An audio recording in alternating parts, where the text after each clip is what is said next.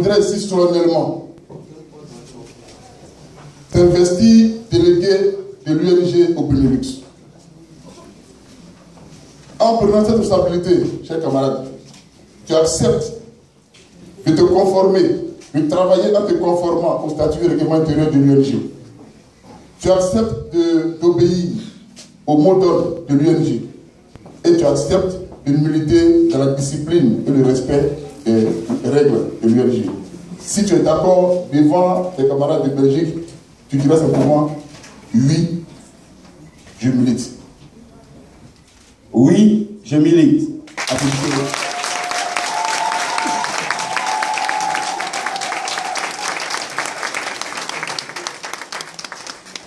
De militer officiellement à l'UNG et à partir de ce samedi 5 juillet 2014, tu es officiellement le représentant légal statutaire de l'UNG dans la sphère territoriale du Benelux, couvrant la Belgique, la Hollande et le Luxembourg. Je te remets alors ici les attributs de ta mission, qui sont constitués entre autres des statuts et règlements intérieurs du parti, de ton acte de nomination et de la feuille de route de ta mission, en tout cas la feuille de route actuelle, en sachant que c'est une feuille de route qui peut être modifiée selon les urgences du moment. Donc, chers camarades, à partir de ce jour, tu es investi délégué du Benelux et j'espère que ta délégation, ton bureau et toi allez travailler selon les instructions du parti. Je vous remercie.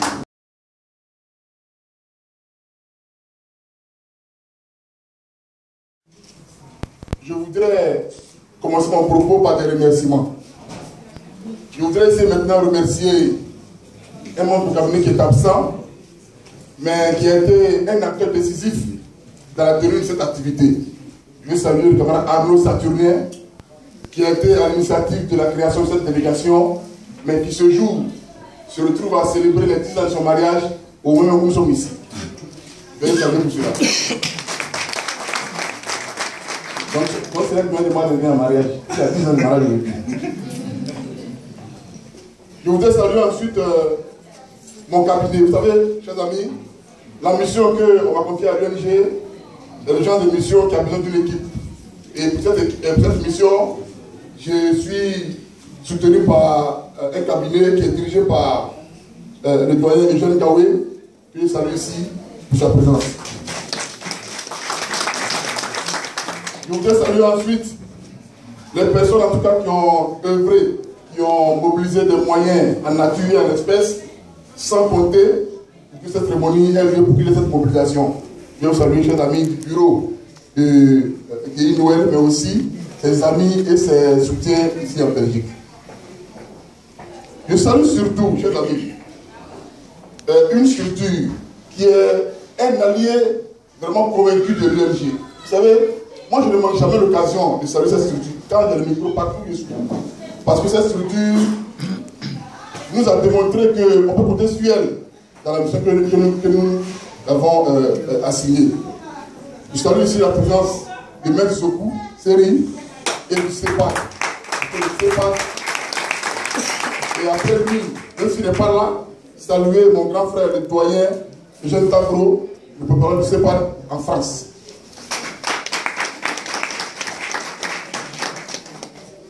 Je voudrais ensuite féliciter le bureau de Noël Guéhi. Chers camarades, je pense que cette cérémonie qui nous réunit ici marque votre adhésion, ton bureau et toi, à l'UNG. Et je pense que vous êtes conscient que le parti auquel vous adhérez ce jour n'est pas un grand parti à cette heure. Donc je devrais dire, n'est pas encore un grand parti.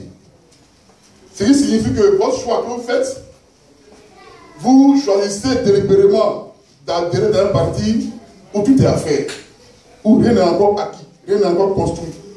Donc vous choisissez d'adhérer à une organisation où votre apport personnel et individuel est attendu. Donc vous faites bien, vous avez raison. Je crois qu'il est plus honorable d'appartenir à la génération des bâtisseurs que d'appartenir à la génération des pensionneurs, des cueilleurs. Pour ça aussi, je vous dis merci pour ça.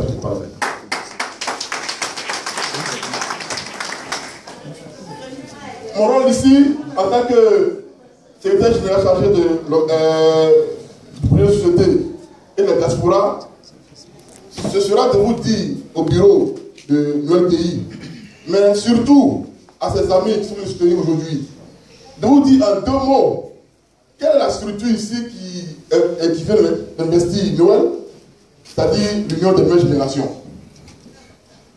Chers camarades, si on devait se fier en fait à la définition qui circule à la surface de la dénomination Union des nouvelles générations, on aurait pu croire que l'UNG, c'est le parti qui veut faire la promotion d'une certaine rivalité entre la jeune classe politique ambitieuse ivoirienne et la vieille classe politique conservatrice. Mais c'est faux en fait. L'UNG, c'est pas cela. Certes, le mot nouvelle renvoie de sa définition première à ce qui à ce qui existe depuis peu. De sa définition secondaire, ce mot-là renvoie à ce qui est neuf, donc il a vocation à remplacer ce qui est ancien. Certes, le mot génération lui aussi renvoie à un groupe de personnes qui a en commun d'être des personnes de la même époque. Mais je veux vous rassurer, chers amis, que la juxtaposition des mots nouvelle génération ne signifie pas la passation forcée de mission entre les jeunes Ivoiriens ambitieux, comme je le dis, et les Ivoiriens vieux qui sont conservateurs. L'UNG, pour être clair, renvoie, chers amis, à la naissance d'un Ivoirien nouveau. Et ce Ivoirien nouveau, et là je vais corriger un peu le texte du président Dupré, en fait le livre en préparation sur le société. Ce Ivoirien nouveau, l'UNG le conçoit comme étant porteur de 3 caractères principaux. Ce Ivoirien-là, c'est celui-là qui doit se mettre dans des dispositions intellectuelles, dans une mentalité qui était que pour lui, pour pouvoir s'assumer socialement, il doit être créatif. Et être créatif, c'est songer à ce que nous appelle à l'UNG l'entrepreneuriat. C'est-à-dire la capacité de l'Ivoirien à innover, à s'inventer une activité rémunératrice qui va faire en sorte qu'il puisse assumer et assumer sa famille. Voici le premier caractéristique de l'Ivoirien nouveau que nous décrivons. Deuxième caractère, l'Ivoirien nouveau que nous concevons, c'est celui qui va s'imposer une certaine rigueur citoyenne, d'après laquelle il se dira que non seulement la gestion, mais aussi la jouissance du bien public est un devoir citoyen qu'il faut respecter avec rigueur. Et non pas d'avoir le réflexe de donner dans l'application systématique de l'Occident pour définir les mots qui minent nos pays. Troisième critère de ce Ivoirien nouveau, c'est celui-là qui a cette culture démocratique qui fait qu'il voit dans le citoyen différent, le citoyen qui est politiquement, religieusement, ou qui est en tout cas différent de lui, il voit dans son regard-là, non pas une critique déstabilisatrice, mais ce regard témoin qui fait qu'on améliore ce qu'on fait, mais on ne voit pas toujours l'œil de l'ennemi qui vient pour déstabiliser et qui vient tout faire reculer. Donc, avoir cette culture démocratique pour faire avancer les choses. Si je dois continuer ainsi, chers camarades, j'allais me retrouver en train de faire ici la campagne de l'UNG. On n'est pas là pour ça. Nous sommes là juste, chers amis, pour pouvoir investir notre délégation et vous donner par l'occasion quelques traits descriptifs de notre parti politique qui est ici ce jour dans le pays. Mais par contre, ce que l'UNG assume, ce que notre parti revendique, c'est qu'effectivement, en Côte d'Ivoire, le destin des jeunes ne se trouve nulle part ailleurs que entre les mains des jeunes eux-mêmes. Et là-dessus, on a souvent entendu, je vais vous rappeler, une certaine maxime qui circule dans les milieux ivoiriens. On a souvent dit que l'avenir des jeunes, l'avenir de la Côte d'Ivoire appartient aux jeunes. Bon, soit. Mais je vais poser une question à ceux qui appartenaient à cette maxime-là. Si la Côte d'Ivoire appartient aux jeunes, mais à qui appartient le président? Où on est là, c'est pour qui? Le président appartient à qui? Alors cette maxime a cette durée en Côte d'Ivoire, a existé pendant longtemps, mais ce micro-ministère de productivité, je vous dis que c'est faux, ça aussi. Pour preuve, à la télévision en Côte d'Ivoire, vous avez souvent entendu, en tout cas quand j'étais avant la télévision, quand il n'y a pas eu la TCI, la télévision rebelle, vous vous souvenez de ce slogan qui disait le succès de ce pays repose sur l'agriculture. L'agriculture ivoirienne elle-même, qui repose essentiellement sur la force ouvrière, qui elle-même repose sur la force des jeunes. Donc, qui dit que le succès de ce pays repose sur l'agriculture, a fini de dire que le succès de ce pays repose sur les jeunes.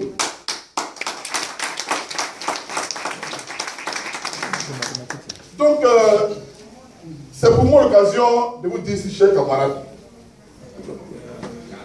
la Côte d'Ivoire, notre pays, n'a pas besoin d'une jeunesse violente. Et là-dessus, il y a tout de suite un exemple qui me vient à l'esprit. Récemment, vous avez vu dans les journaux, dans la presse, dans les médias, une révélation fracassante de l'ambassadeur, en fait, l'ex-ambassadeur de France de Côte d'Ivoire, qui révélait le LUDEC, qui révélait au monde entier qu'il fut un jour en Côte d'Ivoire où un jeune Ivoirien lui a demandé de mobiliser un camion bourré d'explosifs, de l'envoyer à Abidjan et de lui indiquer seulement où le camion est garé pour que lui se charge de tuer le président ivoirien Gbagbo Laurent. Je vous ai dit, je vais profiter de ce micro, chers amis, pour dire à mes amis jeunes de Côte d'Ivoire que ce Ivoirien-là, que je nomme sans vraiment cligner des yeux, ce Ivoirien-là qu'on appelle Guillaume Soro n'est pas un exemple, chers jeunes. Didier, toi tu es le président des jeunes de l'UNG en France. Soro Guillaume a beau briller, mais n'est pas de l'or. Guillaume Soro a beau être resplendissant, mais n'est pas un exemple. Guillaume Soro est un feu de paille. C'est tel comme c'est arrivé en Côte d'Ivoire.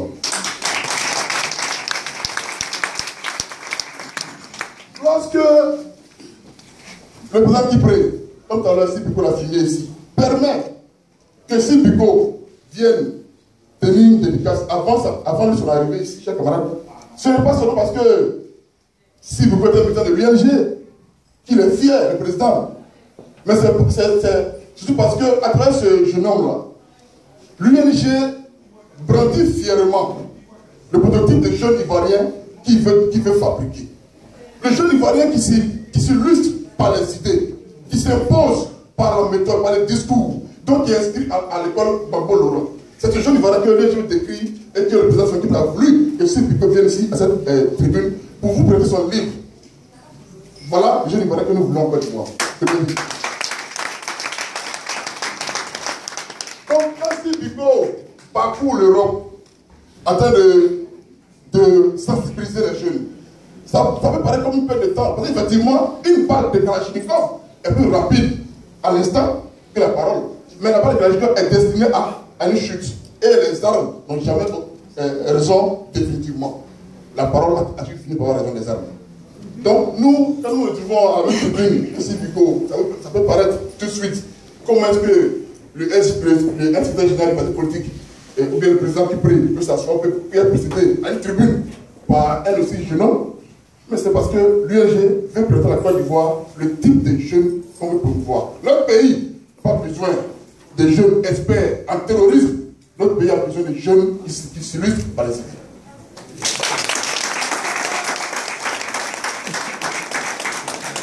Je voudrais finir mon propos par le conseil maintenant à la délégation du Benelux. Camarade Guéhi-Noël, la représentante Pascal Zaourou, qui va relayer ton message au Luxembourg et qui va te permettre de rendre ta première visite officielle au Luxembourg. Ma mission ici, c'est de vous rappeler que le parti l'UNG veut compter sur vous pour pouvoir relayer son message dans votre sphère territoriale au Luxembourg, en Belgique et à Hollande. l'avenir de la Côte d'Ivoire, en tout cas l'avenir immédiat, très prochain, très proche, nous annonce des enjeux très importants. Et pour cela, tous les périmètres du monde où il y a les Ivoiriens doivent être disputés. Partout où il y a les Ivoiriens, vous devez porter le message de l'UNG tel que vous le communique la direction du parti. Donc, ça vous amène à adopter une posture de discipline politique. Le respect de la hiérarchie, le respect de l'autorité, le respect mutuel entre camarades doit prévaloir parmi vous. Et c'est en cela que vous serez reconnus comme des militants véritables. Pour ma part, vu que le parti, à travers, sous la caution du président statutaire, Stéphane Kipré, et sous la direction du président actuel par intérim, le camarade Etienne Guessan, le parti m'a confié cette immense responsabilité de pouvoir assurer la formation politique des délégations. C'est pourquoi je voudrais m'engager, cher ami et Noël. Informez-moi d'ailleurs que d'ici peu, le parti va vous inviter à un séminaire d'information politique. Non seulement pour vous donner la structuration du parti, comment il est organisé, comment il est ficelé, pour que vous sachiez à qui parler quand vous voulez dire quelque chose, mais aussi pour que vous ayez, chacun de vous individuellement, les rudiments du discours politique. Comment convaincre l'homme, comment ramener un citoyen différent, comment le rallier à la cause. Voici ainsi, décrit en quelques mots, les différents thèmes qui seront abordés lors du séminaire que vous serez invités. Merci. En tout cas, je voudrais adresser ce dernier mot-là aux jeunes de Côte d'Ivoire. Ma page Facebook est souvent prise d'assaut. En tout cas, ma boîte de messages est prise d'assaut par des jeunes de Côte d'Ivoire qui veulent s'organiser, qui voient les actions de l'UNG au Bénin, en Belgique, en France, même en Côte d'Ivoire, et qui veulent nous rejoindre dans le combat. Je voudrais leur dire ici que, en dehors de moi, vous pouvez contacter vos amis que vous connaissez traditionnellement. Il peut citer ici pêle-mêle Karamokoy Zoumana qui est là, qui a une page Facebook. Il peut citer Didier Stéphane qui a une page Facebook. Il y a Dupré qui a une page Facebook. Il y a Sylvico qui a une page Facebook la plus fréquentée de l'heure. Pour que partout où vous êtes, vous puissiez vous manifester et on vous indiquera à qui il faut parler pour vous organiser. Sur ce, je voudrais dire merci au président Stéphane Kipré pour sa présence, qui a bien voulu être là pour être témoin de comment on va investir l'une des bases de l'UNG en Europe et rassurer les camarades qui sont en train de s'organiser ailleurs, notamment en Italie. Nous sommes censés être présents normalement le 26 juillet prochain. Il y a aussi la délégation de Mauritanie qui a fini son assemblée générale la semaine dernière. Oui, en Mauritanie, oui. Mauritanie, oui. Donc, il y a la semaine dernière qui a obtenu un vote du délégué général et puis qui a vu la victoire, en tout cas, fracassante de la jeune dame Anne Boutou. Donc, leur dit que le parti est à l'écoute et nous ferons tous nos efforts pour les rejoindre, pour leur donner le sceau du parti, la mission officielle pour que leur mission soit faite sous le regard de notre direction. Je vous remercie. Que Dieu vous bénisse. Que Dieu vous accorde.